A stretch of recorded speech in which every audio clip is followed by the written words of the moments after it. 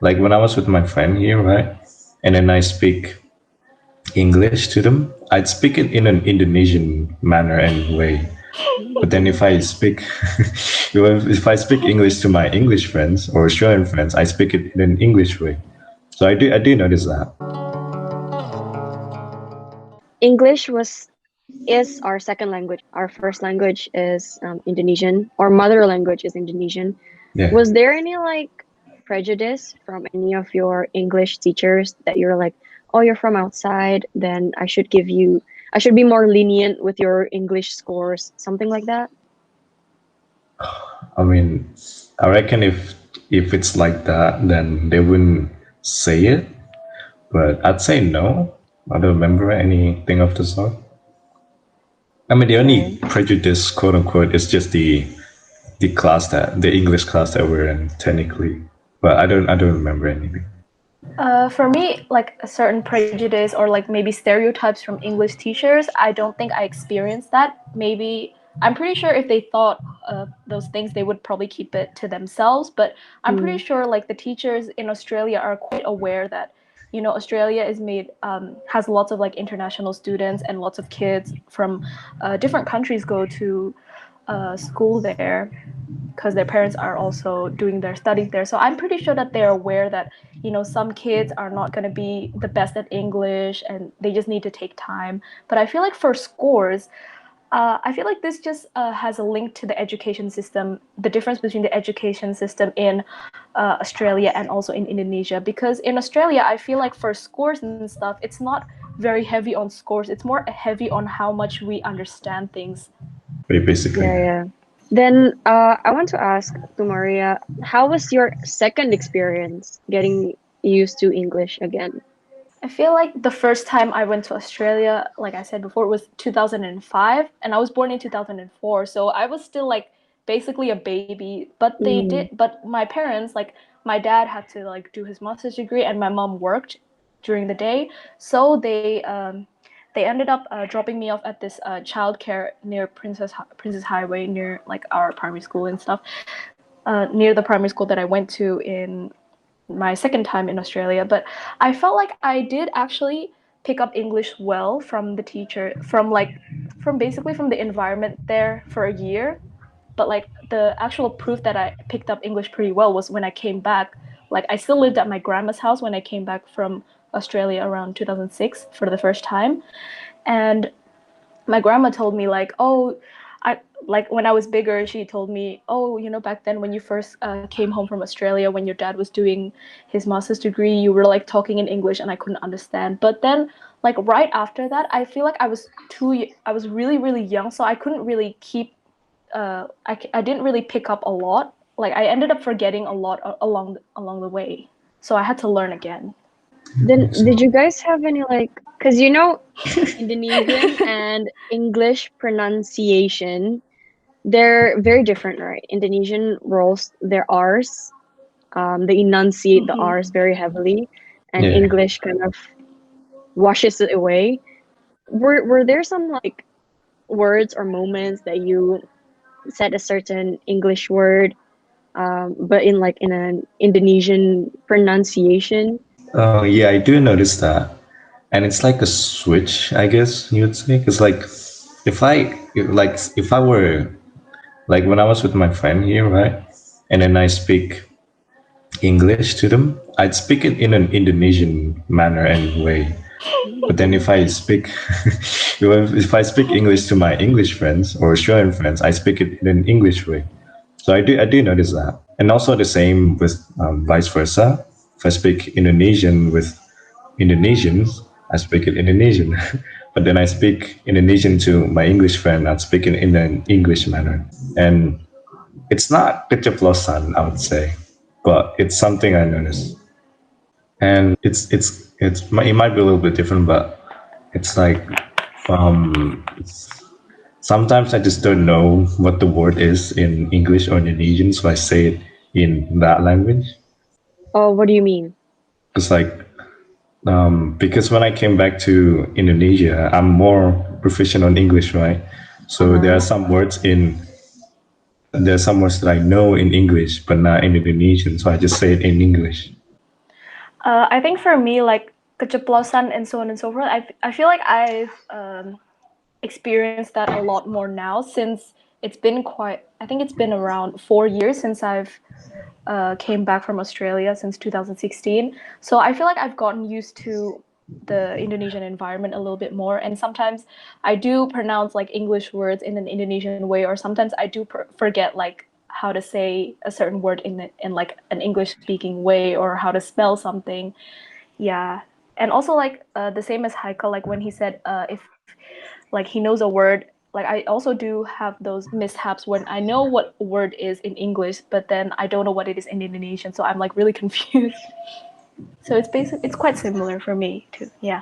Have you guys ever experienced difficulties in getting used to speaking Indonesian again? Because from my previous discussion, we kind of established that Indonesia has certain levels.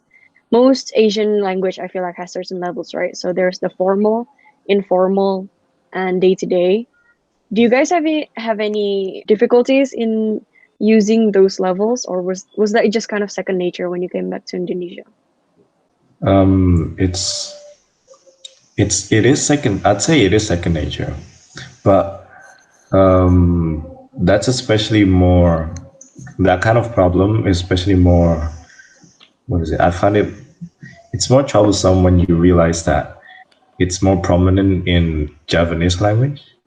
Right. So like in Japanese Right. language, there's you use that kind of stuff a lot, and there are multiple levels of Mm. that stuff. So when I speak with my friends, I just generally speak the Japanese that I know. But because when I speak to other people who are older than me, I generally just speak Indonesian just to be safe because I don't know anything Japanese. Do you have that experience as well, Maria? Yeah, for me, like with Japanese, like there's lots of like there's different like words that you should use with someone who's older than you, someone who's like your same age, someone who's younger than you and stuff. I felt like I struggled a bit with that, but when I first came back, like I felt like I did kind of struggle with like informal language with like certain slang words, and I would actually like ask like my friends, and they'd be like, "Are you crazy? You don't know what this means?" And I felt really bad for myself. I felt like, oh, well, I don't know anything. Well, like I felt like I was still like at that time I was still adjusting myself to the culture. But for also for formal Indonesian, it was quite hard for me at first, but I did adjust quite quickly in school and stuff. Yeah. Then I'm really curious. How did you guys get to know Javanese? Yeah, that's the thing with like Japanese in my case is that it's like I would be more proficient in Japanese if my parents talk more Japanese to me, but unfortunately they don't. They mostly use Indonesian, so most of my Japanese skill would are acquired from my friends.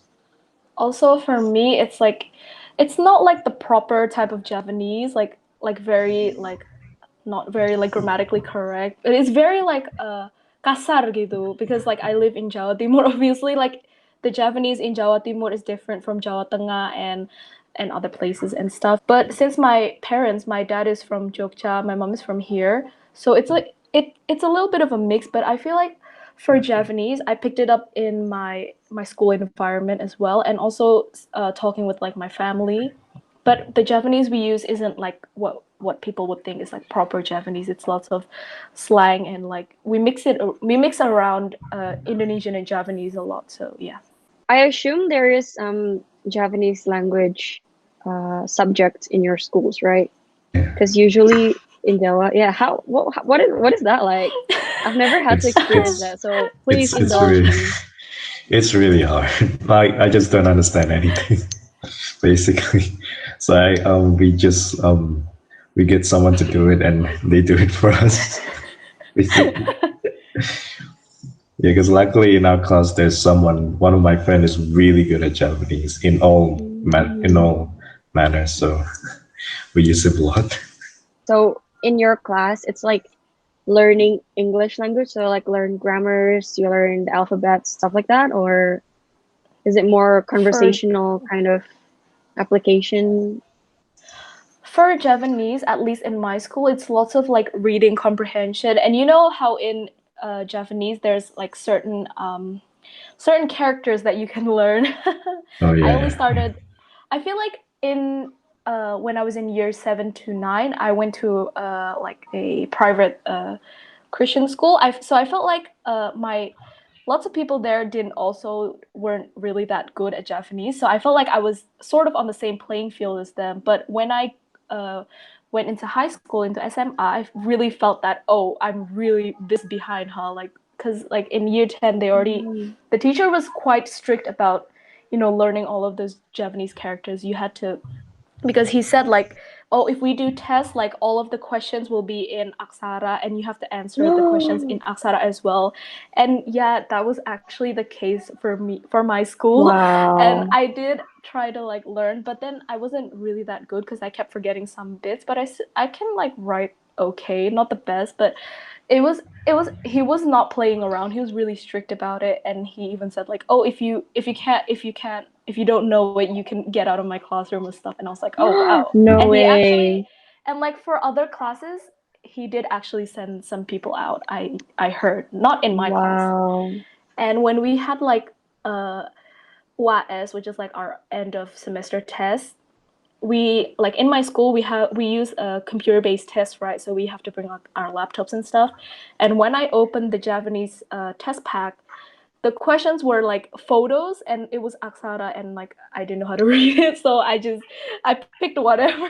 I tried my best at least. So it's quite hard for me. I don't know, but I don't know if Haykal school is the same, but this is my Yeah. experience.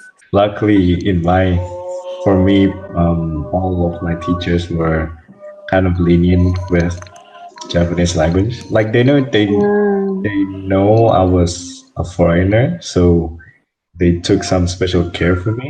And yeah, there were some questions where we have to read aksara and answer in aksara. But again, I have a friend who knows aksara, so I didn't really mind. What does bilingual mean to you? That's quite. It is an advantage because you can speak more than one language. My biggest struggle for Indonesian is the formal Indonesian, basically, and like all of those tenses and texts and stuff, and like SPOK, all of that stuff.